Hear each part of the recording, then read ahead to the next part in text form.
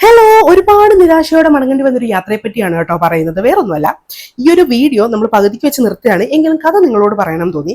നമ്മൾ അപ്പുകാവിൽ പോയിട്ട് തിരിച്ചു വന്നപ്പോഴാണ് അച്ചൻകോവിൽ വെള്ളച്ചാട്ടം കാണണം എന്നൊരു ആഗ്രഹം തോന്നിയത്.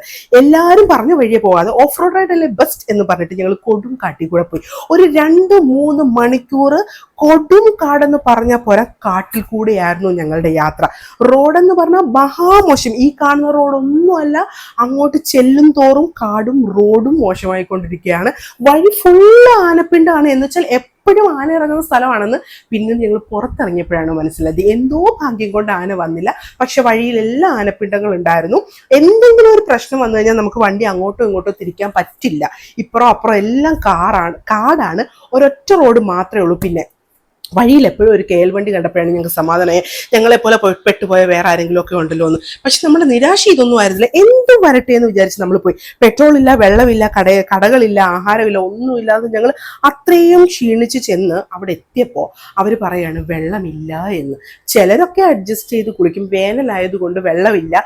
അഥവാ ഉണ്ടേ തന്നെ ഈ വണ്ടി ഇട്ടിട്ട് 1/2 കിലോമീറ്റർ വീണ്ടും നമ്മൾ നടക്കണം എന്ന്.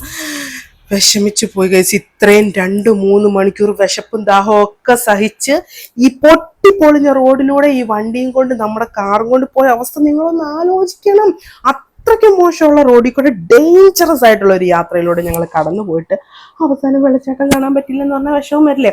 പിന്നെ എന്തോ ഭാഗ്യത്തിന് ഒരു മയിലിനെ കാണാൻ പറ്റി. മയിലിനെ എങ്കിലും കണ്ടല്ലോ എന്ന് പറഞ്ഞ് ഞങ്ങൾ തിരിച്ചു വന്നു ഗൈസ്.